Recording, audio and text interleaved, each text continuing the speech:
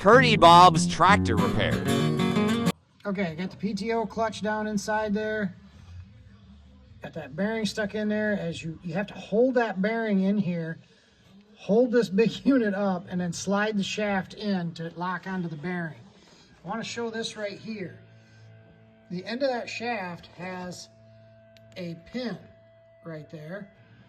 And that pin, if you can see the cap here, this cap has like an area for it versus where it can stop and hit right here. That keeps that shaft from spinning. And then this cap has a notch that fits right in there. These are the shims. These shims go in here.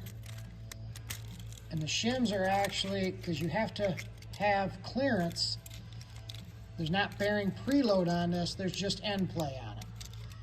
Because you want to have, it's got to be tight enough that it doesn't have a spin problem. There are O-rings on that shaft to stop it from leaking. And that goes in there. It's got to be tapped in just a little bit more.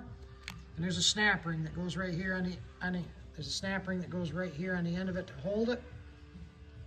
And then we'll go to the back, stick the PTO in the back to go in the shaft that goes all the way through, like where I showed you where the brake is down inside here. I've already got that partially in. We'll get it in the rest of the way, bolt the back of the PTO in. Then we're ready to put the rest of the final assembly on the front of this, stick the shafts in, then we'll put the transmission pump and all the valve body on that side on before we even put the cab on. It's a lot easier to do that now because you got a lot more room.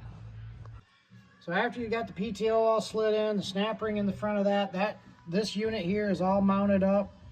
You then have this trough. This trough right here is an oil trough that goes down around, and you actually feed it around this gear, comes down and it bolts up right over there through the outside of the clutch housing through these two special holes right here that have recesses. And then what you have is you have a bolt with a copper washer on it.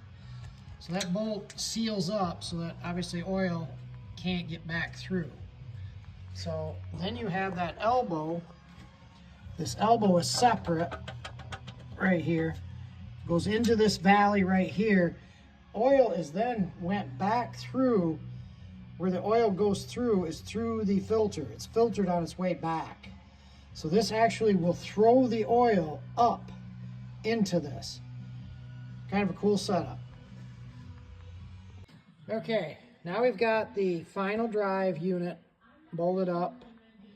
It's got the gear right there that matches up. So this is what drives, that's what drives the PTO and everything.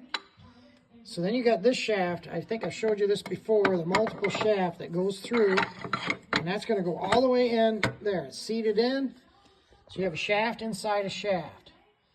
So then this turns, which will turn, this is turning the transmission and stuff. It is not turning this gear here.